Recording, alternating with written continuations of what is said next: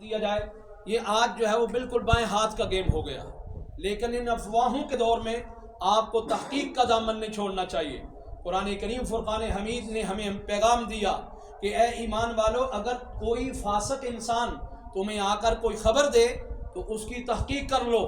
اگر تمہارے بارے میں کوئی بندہ ایسی باتیں پھیلا رہا ہے تو آپ اس کی وضاحت ضرور کریں، اور اگر کسی کے بارے میں کوئی غلط بات آپ کو بتا رہا ہے کہ فلاں نے آپ کے بارے میں یہ کہا ہے، تو آپ اس شخص سے جا کر تحقیق کریں کہ میرے بھائی میں نے یہ بات سنی ہے کہ آپ نے بارے میں ایسی بات کی ہے۔ یہ کوئی گناہ کی بات نہیں ہے، قرآن میں اللہ کا حکم ہے کہ ایمان والو، اگر تمہیں کوئی فاسق انسان جھوٹ بول کر آپس میں لڑانے کی کوشش کر رہا ہے تو تم اس کی تحقیق کر لو، اس سے پہلے کہ آپ جو جا کے اس کی گردن مار دیں۔ اس طرح جو ہے وہ نفرتیں جو ہے وہ بڑھتی ہیں، اور زمانے میں بدحالی جو ہے وہ بڑھتی ہے، اور جب معاشرے میں محبتیں پیدا ہوتی ہیں تو اللہ تعالیٰ ہم ہی میں سے ایک دوسرے کو جو ہے وہ فائدے عطا کرتا ہے۔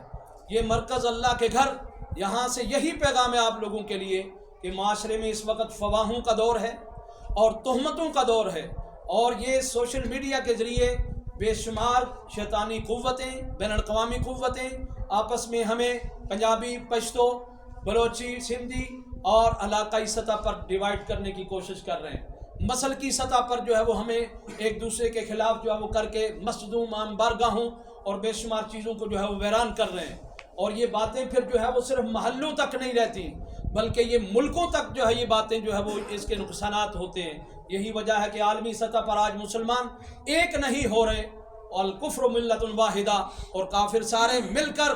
بابری مسجد کی جگہ جو ہے وہ مندر، رام مندر بن رہا ہے۔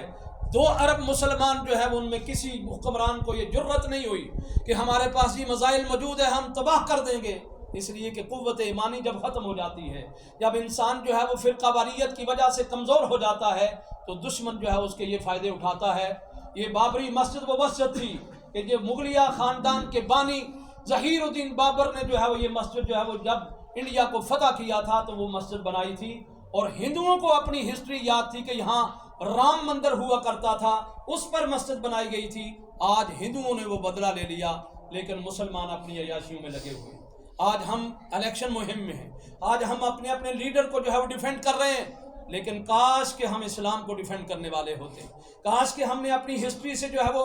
جڑے ہوئے ہوتے۔ اور آج رجب کا مہینہ ہے، 27 رجب المرجب، معراج کی رات،